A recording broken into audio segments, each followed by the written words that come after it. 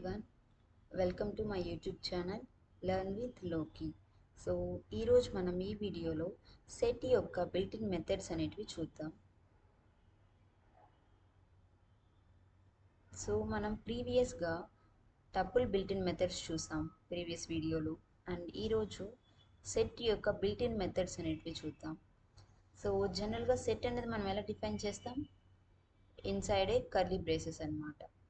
So set అనేది కూడా మనకు మ్యూటబుల్ డేటా టైప్ కాబట్టి we can discard the values or else add the values. ఎలిమెంట్స్ని యాడ్ చేయొచ్చు ఆర్ ఎల్స్ ఆల్రెడీ ఉన్నటువంటి సెట్లో ఎలిమెంట్స్ని డిలీట్ చేయొచ్చు అనమాట. అండ్ ఇంకొక విషయం ఏంటంటే, ఒక్క నిమిషం నేను ఐడియల్లీ ఓపెన్ చేస్తాను.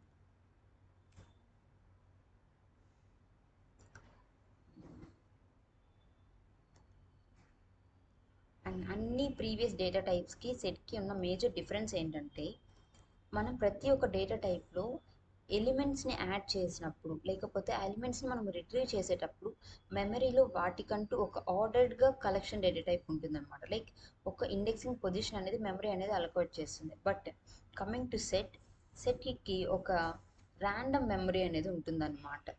లైక్ ఒక ఆర్డర్, ఒక ఇండెక్స్ పొజిషన్ అనేది ఉంటుంది అనమాట సెట్కి. అది యొక్క డిసడ్వాంటేజెస్ ఆఫ్ సెట్ అనమాట.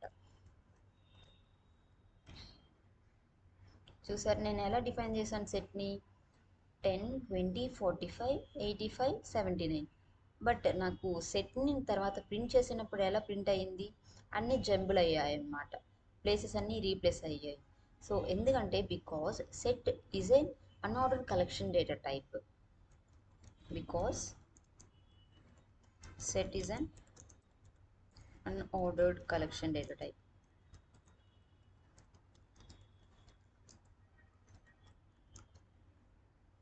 ఓకే, ఇది అసలు ఎందుకు ఇది అన్ఆర్డర్, ఎందుకు ఆర్డర్ అనే దానికి మీకు కానీ ఐడియా లేకపోతే, నా ప్రీవియస్ వీడియోలో నేను కలెక్షన్ డేటా టైప్స్ యొక్క డివిజన్ అనేది చేశాను. లైక్ ఏవి కలెక్షన్ కింద వస్తాయి, ఏవి సింగిల్ వాల్యూడ్, ఏది ఆర్డర్డ్ కలెక్షన్ డేటా టైప్, ఏది అన్ఆర్డర్ అని చెప్పేసి మంచిగా ఎగ్జాంపుల్తో ఎక్స్ప్లెయిన్ చేస్తాను.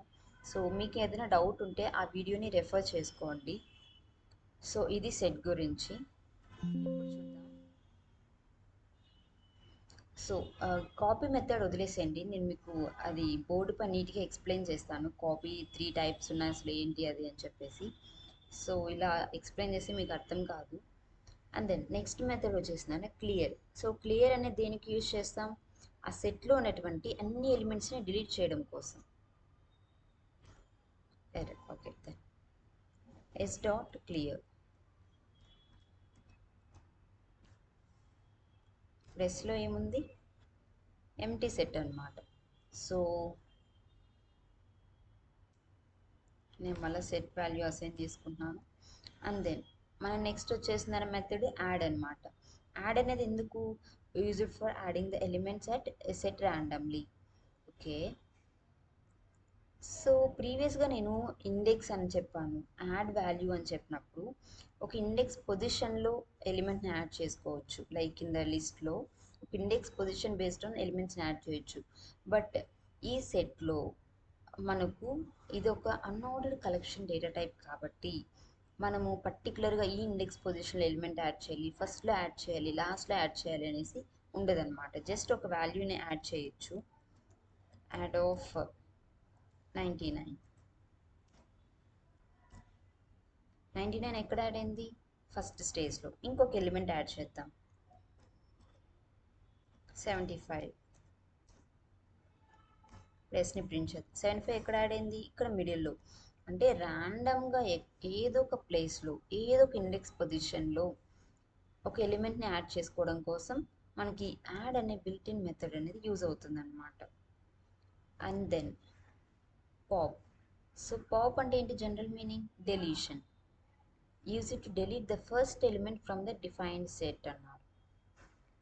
ఓకే, సో చూద్దాం ఏమవుతుంది. S dot pop off. So ఒక్కసారి మనం సెట్ అనేది డిఫైన్ చేసేసిన తర్వాత మెమరీ అనేది ఒక ఆర్డర్లో పెట్టుకుంటుంది. లైక్ వితౌట్ ఇండెక్స్ పొజిషన్ అది ఒక ఆర్డర్లో క్రియేట్ చేసుకుంటుంది అనమాట. Based on this element positions it will delete the first element from the set అనమాట. సో ఎస్ డాట్ పాప్ అన్నాను. ఇప్పుడు ఉన్న ఇక్కడ ఫస్ట్ ఎలిమెంట్ డిలీట్ అయిపోయింది. ఇప్పుడు నా యాక్చువల్ సెట్ ఏంటి?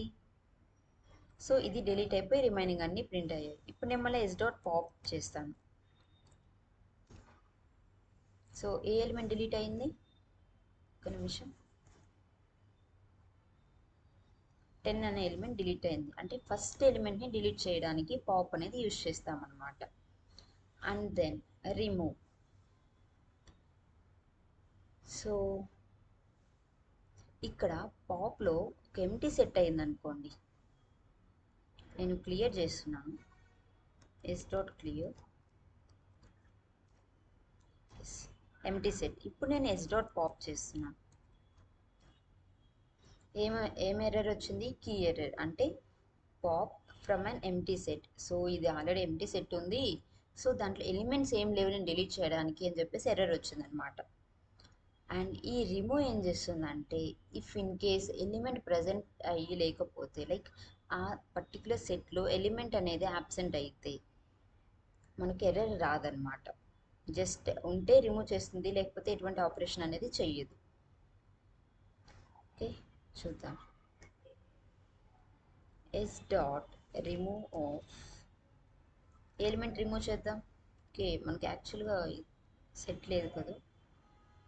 ఓకే, ఇదే ఇప్పుడు నా సెట్గా తీసుకుంటున్నాను. ఎస్ డాట్ రిమూవ్ ఆఫ్ 45ని డిలీట్ చేద్దాం. చూసారా, 45 వెళ్ళింది. సో 10, 20, 79, 85. సో ఇవి మళ్ళీ నాకు ర్యాండమ్ ఆర్డర్లో ప్రింట్ అయ్యాయి అన్నమాట. ఓకే, ఇలా మనకు రిమూవ్ అనేది చేస్తాం. ఇప్పుడు నేను ఎస్ డాట్ క్లియర్ చేస్తాను.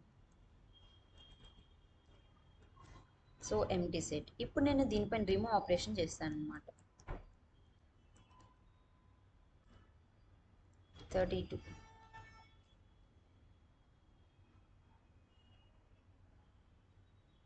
సో ఎంటీ సెట్ కాబట్టి మళ్ళీ మనకు కీ ఎర్రర్ వచ్చింది.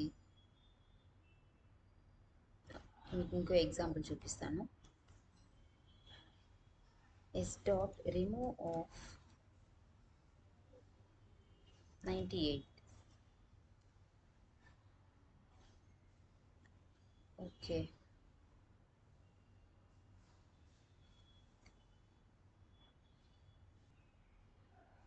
సో ఈ ఎలిమెంట్ లేదు కాబట్టి నాకు కీ ఎర్రర్ అనేది వస్తుందన్నమాట. Or else S dot pop of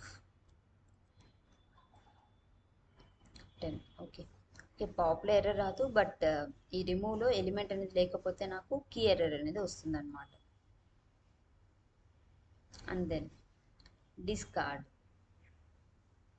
okay, so remove, discard రెండు ఏంటంటే ఎలిమెంట్స్ని డిలీట్ చేయడానికి యూజ్ చేస్తాం, బట్ రిమూవ్లో వాల్యూ లేకపోతే ఎర్రర్ వస్తుంది, బట్ డిస్కార్డ్లో ఎలిమెంట్ లేకపోతే ఎర్రర్ రాదనమాట.